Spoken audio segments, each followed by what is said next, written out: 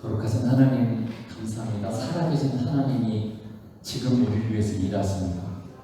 살아계신 하나님이 그의 사랑하는 자녀들을 만나기 위해서 지금 이곳에 오심을 믿습니다. 우리의 영혼육을 전심전력을 다해서 이곳에 임재하신 하나님의 성령님을 바라보게 하시고 그분과 만나고 소통하는 그런 은혜와 평강을 기쁨을 충만히 누리는 그런 귀한 시간 되기 원합니다. 아버지 의중과 신경을 헤아려드리는 그런 성숙한 자녀들로 성장하기 원합니다. 초든 그런 자녀들처럼 부모의 마음을 아는 사람, 부모를 위해서 살고 부모를 기쁘게 해주는 그런 사람들처럼 우리가 이 시대에 하나님의 마음을 시원하게 해드리고 하나님의 마음을 기쁘게 해드리고 행복하게 해드리는 그런 거룩한 하늘의 사람으로 살아갈 수 있도록 이 시간도 복 주시고 은혜 베풀어 주옵소서. 감사하며 예수님 이름으로 기도드리옵나이다. 아멘. 제가 잠시 이렇게 핸드폰을 보니까 그 오은영 씨 아시잖아요. 오은영 씨 이게 상담 전문가신데 그분이 추천한 책의 내용을 간단하게 이제 소개한 그런 내용이요. 누구와 결혼할 거냐, 어떤 사람과 만날 때 부부가 행복한 거냐 했을 때 편안한 사람. 이렇게 내가 정말 힘들고 어려울 때 정말 그 사람을 찾아가 편안한 사람. 누가 편안하게 돼 나를 받아주는 사람이죠. 친정집 왜 편안해요? 그냥 다 받아주잖아요. 내가 어떤 모습, 어떤 기질, 어떤 사람이든 간에 나를 막 잡아 뜯어 고치려고 하고 바꾸려고 하지 않고 그냥 있는 그대로를 용납하게 하면서 받아주잖아요. 그런 사람들이 이제 이게 편안하게 하는 사람이다. 그랬을 때 여러분 부부간에도 똑같잖아요. 부부간에도 내 방식대로 당신이 해야 되냐고 뭔가 뜯어고치려고 그러면 어때요? 서로 그렇게 하면 참 부부간에 힘들죠. 그래서 우리가 참 이 부부간에도 굉장히 많이 성장을 해야 됩니다. 결혼이 끝이 아니라 시작점이에요. 많이들 그냥 결혼하면 끝이고 그냥 그때부터 막 이렇게 뭔가 완성된 것처럼 이렇게 생각하고 이렇게 하기 때문에 불행해지고 힘들어지는 경우가 많습니다. 결혼은 시작점이고 이제 그 결혼을 성숙시켜서 잘 가져가기 위해서 정말 많이 애를 쓰고 기도하고 주님 앞에 묻고 이렇게 해야만 우리 결혼이 굉장히 멋있어지고 행복해지는 그런 결혼 관계로 성장할 수 있죠. 오늘 본문에도 보면 위로가 되는 사람이 있어요. 교회에 참 위로가 되고 힘이 되는 그런 사람이 있다는 거죠.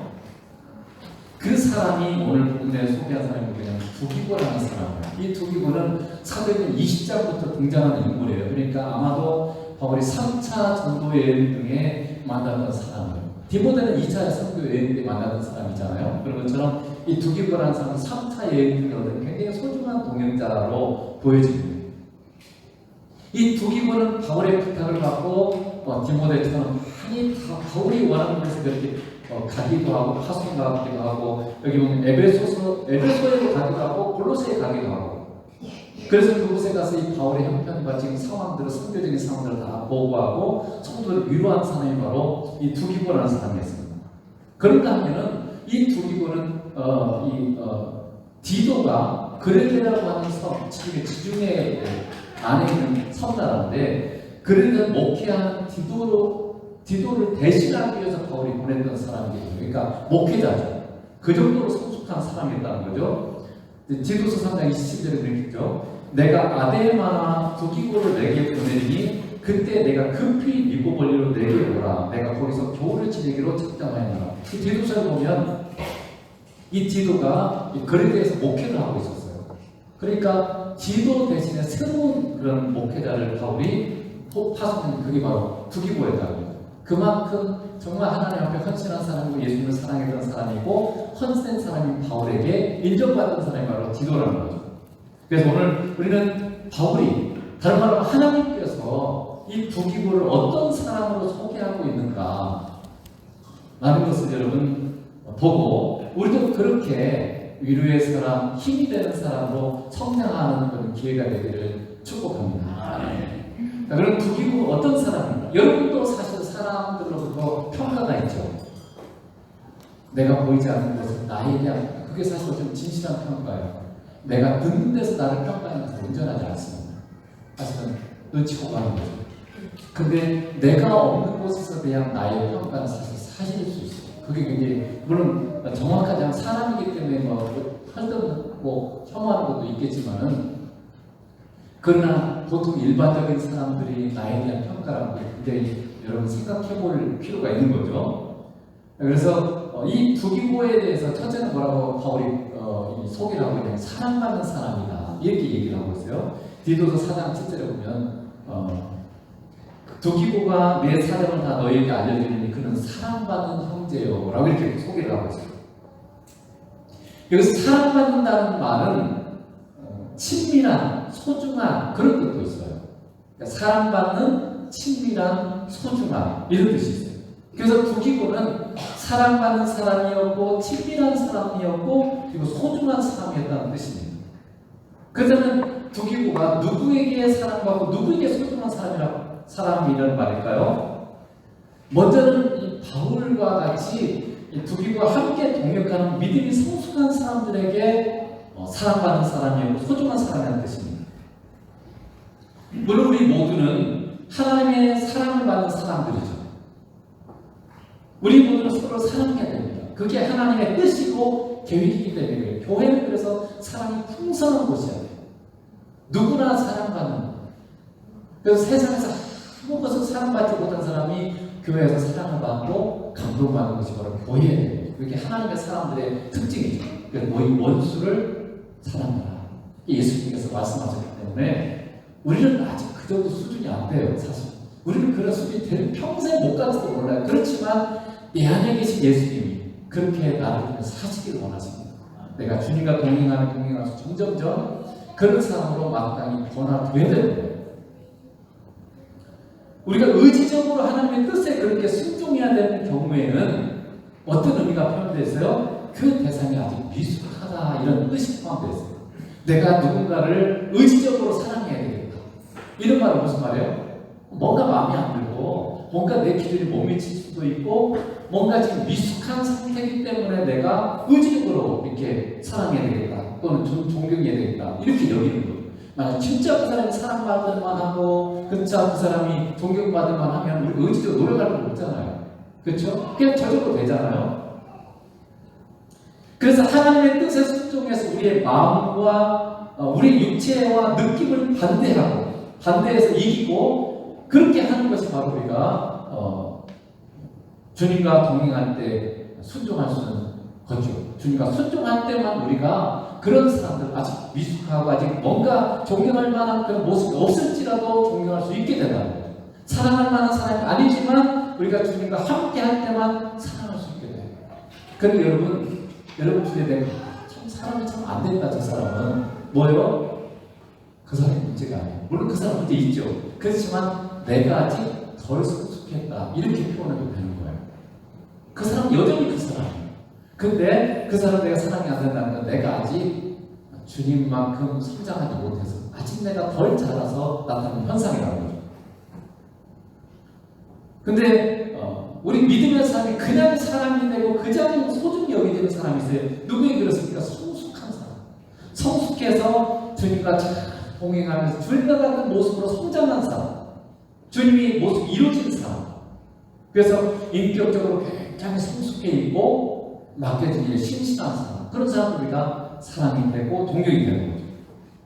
툭 하면 화내요. 그리고 상처들은 말을 하고 행동을 하고 다른 사람의 마음을 헤아릴 줄 모르고, 특히 남자분이 많이 그래요. 근데 남자만 그런 게 아니라 여자들이 똑같고 비슷해요. 사람 다 비슷하고. 그 사람의 마음을 헤아리고 왜 이렇게 행동하는지 왜 이렇게 말을 하는지 헤아릴 줄 모르고 그냥 자기 관점에서만 행동하는 사람, 그런 사람들을 사랑하고 소중히 여기는 것이 쉽지 않습니다. 그런 사람은 굉장히 많이 상처를 주는 사람들이에요. 삶에서 많은 상처를 받았기 때문에 또 상처를 굉장히 많이 주는 사람들, 그런 사람일수록 가시가 많기 때문에 참 그런 사람들을 보듬어주고 하는 것은 굉장히 어려운 일입니다. 우리는 성도기 때문에, 우리는 주님을 따르는 사람이기 때문에 그런 사람들마저도 사랑하고 소중히 여겨야 됩니다. 그게 우리가 예수님 믿는 거고 예수님을 따라가는 삶입니다. 그럼에도 불구하고 우리는 그런 미숙한 모습에서 주님의 모습으로 성장해야 되는 거죠. 우리 자신이 성장해야 된다는 거예요. 그래서 다른 사람들이, 다른 성도들이 마음에서 우러나서 나를 존경해줘, 나를 사랑할 수 있는 그런 사람 내가 되어야 된다는 거예요. 여러분 그런 것 같습니까? 나를 보니까 다른 성도들이 마음에서 우러나서 원사님, 저 집사님, 저 장로님, 내가 존경할 만해.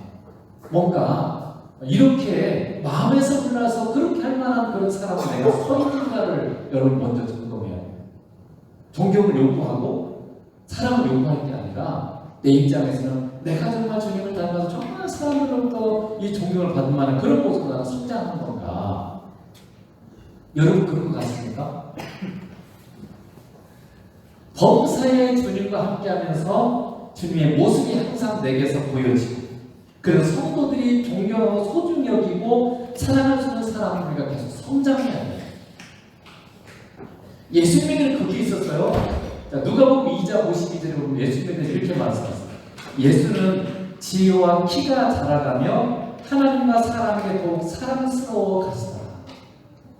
그 예수님이 어렸을 때 모습을 지금 성경이 말씀하고 있는, 예수님이 키가 자라가다는 게 지금 어렸을 때 키가 성장했다는 거죠. 7살, 10살, 15살 이렇게 성장해 가는데 지혜도 같이 자라고, 뭐라고요? 하나님으로부터 사랑스러움을 받고 사람들도 굉장히 보기에 사랑스러웠다는 거예요. 뭔가 정말 존경할 만하고 정말 사랑스러운 그런 모습으로 예수님이 성장했다는 거예요.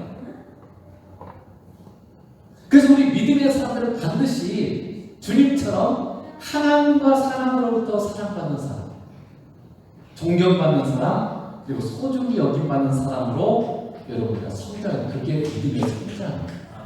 우리가 많이들 믿음이라는 개념을 뭔가 열심히 하는 거, 이쪽으로만 굉장히 많이 정립해놨어요. 그건 틀린 말은 아니지만 굉장히 부분입니다. 더 중요한 부분은 사실은 내가 예수님과 더 하나가 되고 예수님과 더 가까이 지내면서 내가 예수님과 같은 모습으로 예수님 닮게 사시니까 예수님과 같은 모습으로 더 내가 많이 변화되는, 이게 믿음의 성장이에요.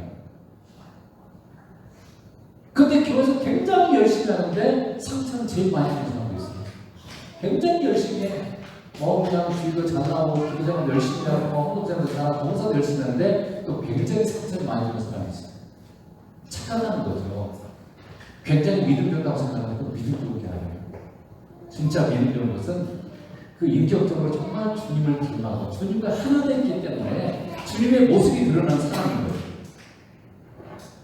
우리가 사람의 존경을 받으려고 애쓸 필요는 없어요. 사람에게 보이려고 하는 거거든요. 그러니까 잘못된 거죠. 그렇지만 하나님을 김치하고 하나님을 사랑하는 자는요, 반드시 사람으로부터 사랑을 받게 되어 있어요. 그게 하나님의 일반적인 법칙입니다. 만약에 내가 그렇지 못한다면, 나는 뭔가 신앙생활도 오래 하고 뭔가 교회 생활도 열심히 하는데 내가 정말 사람으로부터 존경받지 못하고 사람들로부터 뭔가 뒤에서 보니까 자꾸 나에 대한 안 좋은 그런 소문, 완전 자꾸 얘기를 들린다는 건 뭐예요? 내 신앙에 큰 문제가 있을 수 있다는 걸 자각해야 돼요. 그게 진짜 내 모습이 아니라고 괜찮겠죠. 그래서 정말 나를 가까이 하고 나를 가까이 알고 있는 사람들부터 존경받는 사람. 그래서 제일 어려운 게 뭐예요? 내 부모, 내 아내, 내 남편, 내 자녀로부터 존경받는 사람. 그 진짜 믿음 좋은 사람. 진짜 그 사람은 정말 예수가 잘하는 사람이죠. 그래서 여러분, 부모로부터 여러분 제일 먼저 해야 되는 게 뭐냐? 부모로서 우리가 자녀로부터 존경받아요. 예수 믿는 사람들이요. 내가 예수님과 하나 되고 걷는다면, 정말 우리 자녀가 삐뚤어지고 잘못된 그런 아이가 아니라면, 내가 정말 예수님을 닮아가고 있다면 반드시 자녀들이 나를 존경하고 있어요. 내가 공부해야 되는 사람은 우리 부모님이에요. 내가 가장 존경하는 사람은 내 부모님이에요. 이런 사람은 굉장히 찾아보기 드물어요. 왜냐하면 그만큼 부모들이 존경받는 그런 모습을 갖고 있지 못하기 때문에, 정말 예수를 제대로 믿지 않기 때문에 나타나는 현상들입니다.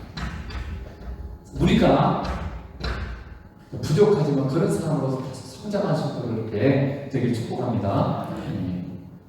그래서 예루살렘 교회가 교회 헌금을 가지고 어려운 자들을 돌보는 집사를 뽑을 때도, 투표할 때도 뭐라고 되어 있어요? 다음과 같은 조건을 제시했어요. 굉장히 중요한 조건입니다.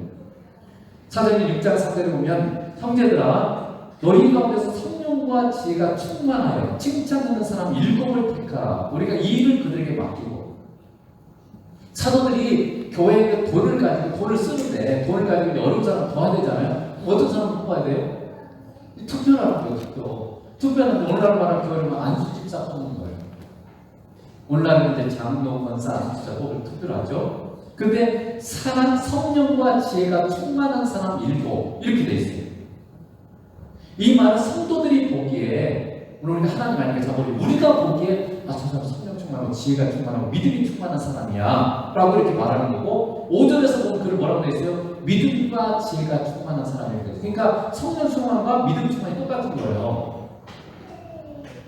그래서 성령 충만하다는 말은 믿음이 좋은 사람이라는 말과 동일한 말이에요. 킹제임스 성경에서는 정직하고 성령과 지혜가 충만한 사람으로 이렇게 돼 있어 정직하다는 조건이 하나 더 붙었어요. 우리말 성경에는 칭찬받는 사람 이렇게 첨가되어 있죠. 전혀 문제가 되지 않아요. 왜냐하면 좋은 믿음을 가진 사람은 정직한 사람, 그런 뿐만 아니라 사람들로부터도 존경받고 소중히 받는 사람이기 때문에 그렇습니다. 그래서 오늘날 교회에서도 투표를 할 때 어떻게 해요? 성도들이 왜 투표해요? 그냥 하나님 정해주면 되지. 근데 왜 투표하겠어요? 그냥 목회자가 그냥 주님에서 이렇게 할 수도 있고 당에서 이렇게 할 수도 있지만 그렇게 않고 성도들이 투표를 하죠. 왜 그래요? 하나님께만 아니라 사람들에게도 인정받는 사람, 사람들로부터도 존경받고 사랑받는 사람이어야 된다는 그런 의미인 거예요. 근데 일반 성도들은 알고 있잖아요. 그 사람 주변에 있기 때문에 그 사람이 어떤 사람인지 다 봐왔어요. 평상시 그 사람의 행동, 그 사람의 모습을 봐왔어요. 그래서 여러분 투표 때도 항상 중요한 게 뭐냐면 평상시 그 사람의 소행이 어땠는가, 그 사람이 어떤 사람이 하는가가 중요해요. 투표 뭐 가까이 와서는 다 바꿀 수 있고 다 하려고 그래요. 그러나 사람은 바뀌지 않습니다. 잘 바뀌지 않아요. 그 사람이 어떤 사람인가가 굉장히 중요해요. 그래서 그 사람이 정말로 우리가 봐왔던 그 사람이 정말 저 사람은 진실한 사람이야. 정말 저 사람은 충성스러운 사람이고 정말 사람들부터 존경받을 만한 그런 사람이 굉장히 인격적인 사람인지를 여러분이 봐야 돼요. 그래서 신앙의 성숙이라고 하는 것은 주님과 더 친밀하고 깊은 사귐을 통해서 점점점 주님과 더 닮아가는 것을 말합니다. 그 주님이 어떤 분이었어요? 온유하고 겸손하십니다. 온유한 사람은 어떻게 해요? 겉은 굉장히 부드럽지만 속은 강한 사람. 강한 확신을 하고 강한 뭔가를 갖고 있지만 사람들에게 굉장히 부드러운 사람. 온유한 사람. 겸손해. 들어줄 줄 알고. 낮은 자리에 처하죠. 낮은 위치에 어려운 사람들과 같은 마음을 품고 그들의 입장에서 그들과 같은 예수님께서 하늘의 보좌에서 버리시고 어떻게 해요? 낮은 우리의 모습을 보셨잖아요. 같이 우리와 같은 연약한 인간의 모습을 모시고 말미암아 우리가 얼마나 연약하고 우리가 얼마나 뭔가 문제 이걸 다 예수님이 다 친히 겪었었어요. 그래서 우리 인간을 가장 잘하시는 분은 예수님이세요. 물론 하나님이 똑같죠. 그리고 예수님은 사랑과 용서의 사랑이에요. 아주 사회에서 따돌림 받고 사회에서 외면받는 그런 사람들을 예수님은 사랑하죠. 그렇게 사람들이 그 당시 율법으로는 이게 나병이 걸린 사람들 절대 가까이 하면 안 되고 예수님 그런 사람들 친히 만지시기도 하고 예수님 여러 가지로 사람들 치료할 때로는 직접 만지시면서 치료하시고 예수님은 말씀으로만 하실 수 있어요. 그럼에도 불구하고 친히 만져주시기도 하고 여러 가지 방식으로 치료하셨습니다. 용서의 사람이시죠. 우리 연약함을 용서하지도 않은 사람.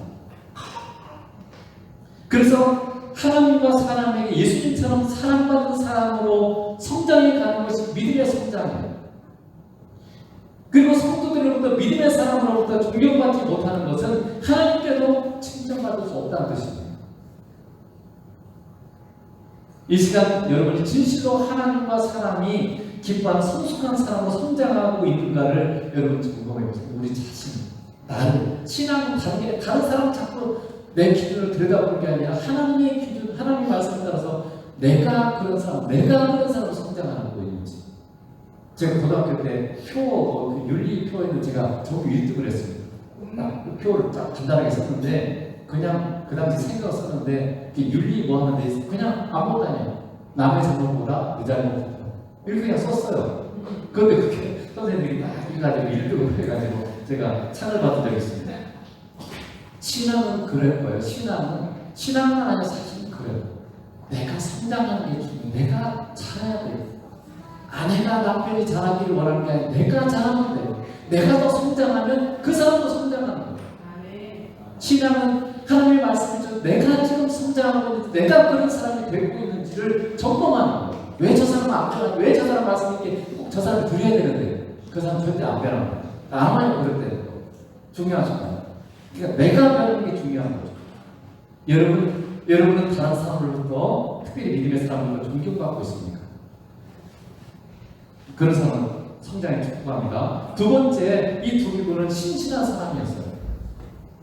자, 4장 7절에 오늘 본문에 보면 거기에 이제 신실한 일꾼이요.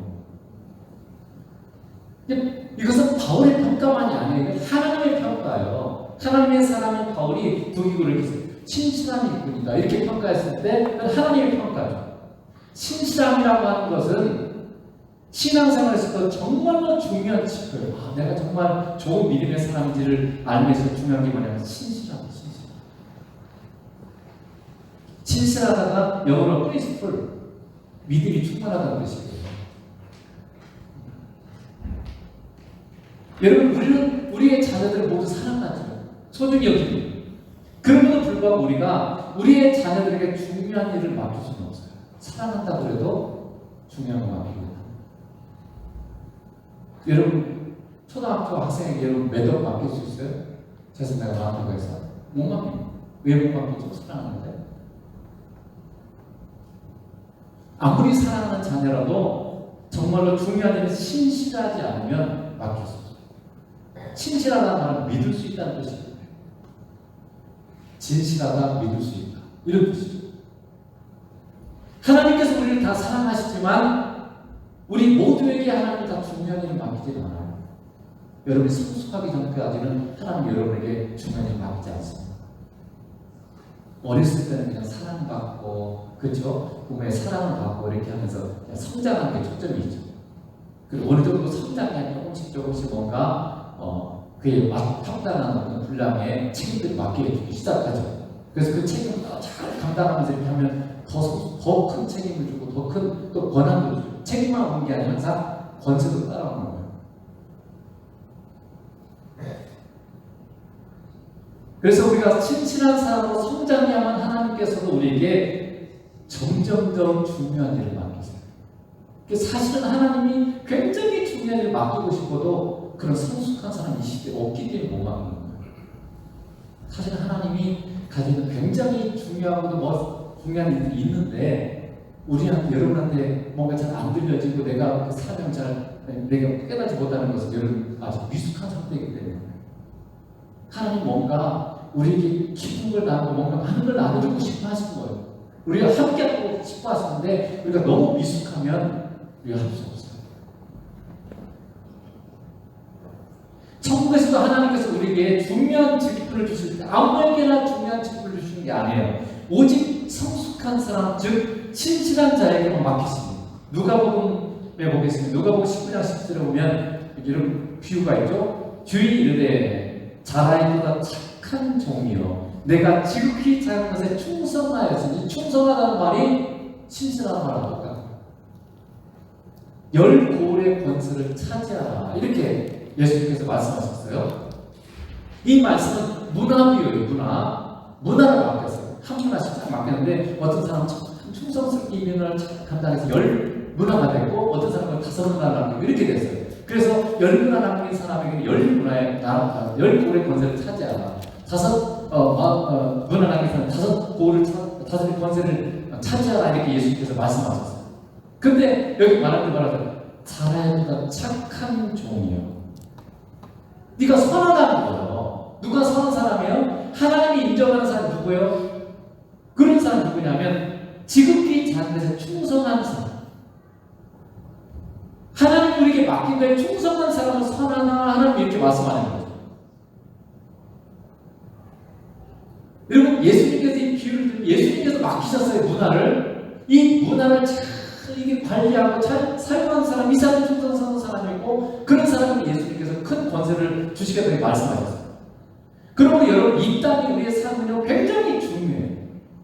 굉장히 중요할 뿐만 아니라 영원한 하나님의 나라에서 영원한 권세, 이걸 우리의 영원한 위치를 결정하는 중요한 과정이라는 걸 여러분 잊어버리면 안 돼요. 이 땅 우리에서는 너무너무 중요한 삶, 영원을 결정하는 삶. 천국과 지옥뿐만 아니라 천국에서도 어떤 영광스러운 자리를 차지할 것인가, 하나님께서 우리가 어떤 위치를 맡기실 건가 하는 것은 이 땅에 여러분의 삶에서 결정되는 거예요. 천국만 가는 게 중요한 게 아니에요. 물론 지옥은 안 가고 천국 가야 되겠지만 천국 가는 것이 중요하죠. 그렇지만 거기서 또 굉장히 다른 영광이 다르다는 거예요. 그렇기 때문에 여러분 정말 하나님께서 인정하는 그런 선한 사람이에요. 그래서 이 하나님 우리에게 맡긴 게 뭐예요? 우리 모든 인간에게 하나님 맡긴 게 있어요. 그게 뭡니까? 첫째가 시간이에요. 시간은 모든 사람에게 하나님께 동등하게 주시고 24시간, 하루 24시간, 1년 365 인생이라는 시간, 그 인생의 시간도 여러분 마음대로 되는 거 아니죠. 하나님이 결정하시고 우리 인생의 수명을 하나님이 결정하세요. 여러분 아무리 오래 살라고 노력해도요 노력이 불필요하다는 말은 아니고 그 노력만이 결정적인 게 아니에요. 하나님이 결정해요. 그 다음에 재능이 있어요. 재능. 하나님이 재능이 있어요. 재능이 다 다릅니다. 같은 재능이 정도가 또 달라요. 재능이 있어요. 재능이 없는 사람은 없어요. 다 있어요. 근데 그 재능이 좀 작고 더 크고 이럴 뿐이죠. 근데 재능을 내가 조금만 딴다고 해서 안 맞는 게 아니에요. 반드시 하나님 주신 재능이 있어요. 재능도 맡은 거예요. 그 다음에 돈, 인생에서 여러분이 하나님 주신 돈도 있어요. 여러분이 수고해서 한 것 같지만 수고한다고 되는 거예요. 제가 이번에 임신이나 가보니까 거기에 벼루 마름병이 이렇게 해가지고 받은 이상이 다 죽어버리더라고요. 이 벼를 거둘 수가 없어요. 다 죽었어요. 물론 농부는 똑같이 노력했죠. 똑같이 심고 똑같이 농약도 하고 여러 가지 기름도 거름도 주고 이렇게 했겠죠. 그렇지만 똑같이 노력해도 병에 걸리고 환경이나 기후가 안 따라주면요 안 되는 거예요. 누가 결정해요? 하나님이 결정하십니다. 그러니까 여러분 제가 제 조카가 하나인데 얘가 공부를 잘했어. 우리 애들보다 더 잘했어. 근데 얘는 좋은 직장을 못 들어갔어. 지금 제가 보기에 좋은 직장이 그냥 인간의 기준으로 왔을 때. 근데 얘는 그렇게 할 수 있는 그런 중요한 결정의 순간을 제대로 못 찾는 거예요. 뒤에서 기도해주는 부모님도 안 계시고 본인도 이렇게 좀 신앙이 굳건히 서 있는 상태가 아니기 때문에 그냥 선배들, 또 친구들의 말도 이렇게 하니까. 그래서 어쨌든 간에 우리가 다 해서 하는 것 같지만 우리가 이게 가지게 된 이 돈, 물질이라는 것도 내가 하는 게 아니에요. 여러분 분명히 알아요. 하나님이 그렇게 할 수 있는 건강, 하나님이 그렇게 할 수 있는 IQ, 하나님이 그렇게 할 수 있는 그런 환경들을 주셨기 때문에 어떤 선택을 하게 되고 이렇게 해서 우리가 예를 들면 머리 좋아도 엉덩이가 들썩들썩하고 제대로 못 견디는 건 안 되잖아요. 실력은 이게 지능과 함께 이게 오래 참을 수 있어야 돼. 오래 앉아 있어야 이게 실력이 된다고 그러잖아요. 아무리 머리 좋아도 그냥 앉는 시간이 적은 사람은요 제대로 집중을 못 하기 때문에 제대로 할 수 없어요. 그래서 우리에게 주어진 이 물질도 하나님이 맡기신 거예요. 성경은 분명히 그렇게 되어 있습니다. 그리고 영적인 은사도 있죠. 이렇게 하나님이 다 우리에게 맡기신 거예요. 그것들을 얼마나 우리가 주인이신 예수님이 원하는 대로 신실하게 사용하는가, 이것이 우리의 영원한 상과 권세를 결정하게 된다. 그러니까 여러분이 하나님이 여러분이 맡긴 것을 어떻게 사용하는가, 결국은 여러분의 영원한 상, 영원한 권세를 결정합니다. 내 거니까 내 인생 내 거야, 내 시간이야, 내가 벌어서 열심히 벌어서 돈 내 돈이지 뭐. 이렇게 내 마음대로 사용해버리면 여러분 어떻게 돼요? 맡기신 주인이 원하는 대로 사용한 게 아니에요. 내 마음대로 사용한 거죠. 그거는 하나도 설득이 되지 않습니다.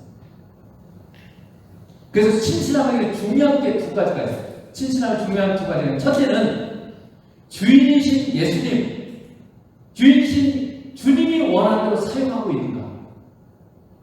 그래서 여러분, 그걸 알기 위해서 여러분 무엇을 하든지 간에 뭘 하기 전에 먼저 항상 뭘 점검해야 돼요? 아, 이게 주님이 기뻐하는 것인가?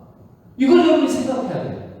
내가 어떤 걸 하든지 간에 돈을 쓸 때도 이게 주님이 기뻐하는 거 맞아? 어떤 행동을 하든 이게 주님이 기뻐하는 거 맞아? 여러분이 먼저 생각을 해야 돼요. 그리고 잘 모르면 또 물어봐야 돼요. 주님, 이거 주님이 기뻐하는 거 맞습니까? 이게 여러분이 어떤 일을 할 때 가장 먼저 해야 하는 중요한 거, 내가 신실한 하나님의 정말 하나님께서 나를 정말 신실하게 보시다 뭔가 나에게 많은 걸 맡길 만한 사람이 되려고 하면 먼저 항상 이게 하나님을 기쁘게 하는 건가, 이걸 먼저 생각하는 거죠. 내가 기뻐하고 내가 원하는 대로 하는 것이 아니라 이게 예수님을 기쁘게 하는 거, 그걸 먼저 점검하는 거죠.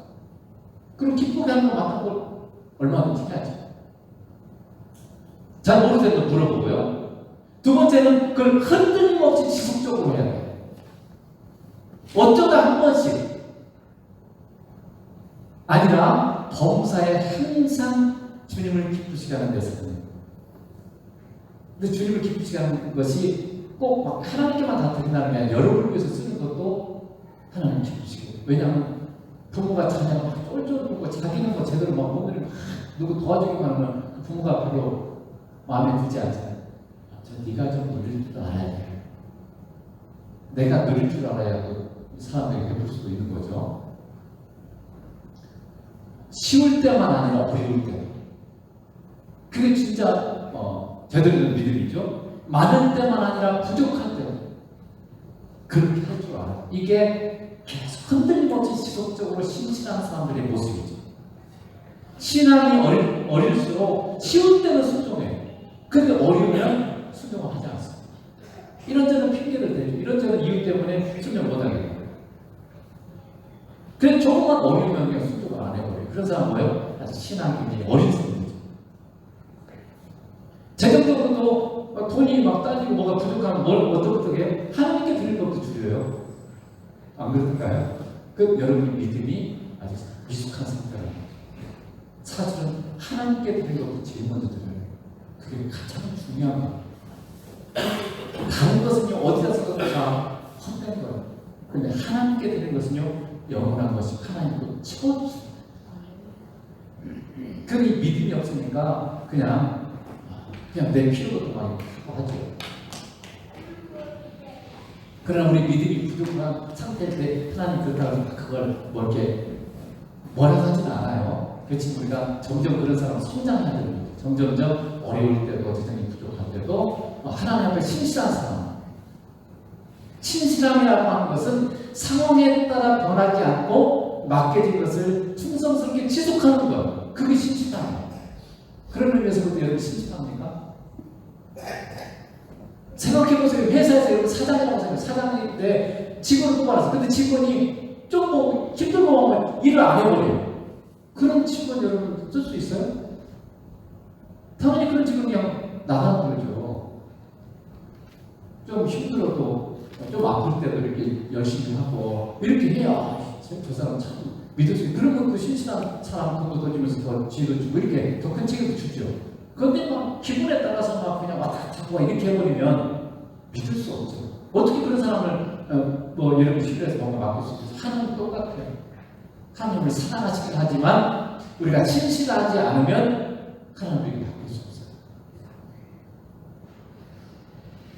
그런 면에서 여러분 신실한 사람 맞아요. 하나님께서 보시기에 나는 신실한 사람입니다. 우리는 그 사랑하는 자녀를 위해서 내가 힘들어도 기꺼이 자녀를 위해서 아낌없이 줍니다. 좋은 부모는. 그래서 좋은 부모는 자녀에게 신실해요.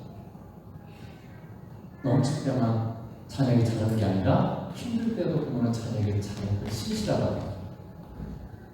좋은 사람은 사회에도 신실합니다. 그 신실함이 사회를 돌아가게 하고 교회도 좋은 교회가 되게 하는 거예요. 하나님의 신실함 때문에 우리는 매일같이 살고 누리고 누릴 수 있습니다. 여러분, 하나님이 변함없이 약속을 지키시고 변함없이 지구의 자전 속도를 유지하기 때문에 일정한 시간이 유지돼서 우리는 날마다 일정한 삶을 살 수 있어요. 근데 만약에 하나님이 지구를 픽 돌릴까? 또 천천히 돌릴까? 이러면 어떻게 되겠어요? 하루가 그냥 어떨 때는 4시간, 어떨 때 1시간, 어떨 때는 막 50시간 이렇게 되면 여러분 살 수 있겠어요? 왔다 갔다 해버리면 이렇게. 근데 하나님이 항상 끝까지 돌리시죠. 이 우주를 창조한 이래로 하나님 똑같은 속도로 돌리고 있습니다. 그러니까 우리 이 삶이 일상 유지되는 거예요. 24시간도 시계를 내놓고 내일 어떻게 할까? 시간이 있기 때문에 일정한 신실한 하나님이 신실하게 시간 유지해 주기 때문에 우리가 다 이걸 유지하고 있는 거예요. 하나님이 신실하게 보내서 공전 속도도 마찬가지예요. 공전 속도도 있고, 공전은 이제 지구가 태양끼리 도는 걸 공전이라고 그러잖아요. 막 이것도 확 돌려버렸다가 그냥 어쨌든 태양 가까이 확 붙였다가 떨어졌다가 이렇게 하면 어떻게 되겠어요? 오늘은 35도인데 내일은 막 영하 40도 이렇게 되면 어떻게 되겠어요? 살 수 있어요? 없어요? 우리는 살 수가 없어요. 그리고 모든 생물도 살 수가 없어요. 이 지구는 살 수 없는 곳이 됩니다. 만약에 하나님이 신실하지 않다면 이 지구는 살 수 있는 곳이 아니에요. 아무도 살 수 없어요. 다 죽습니다.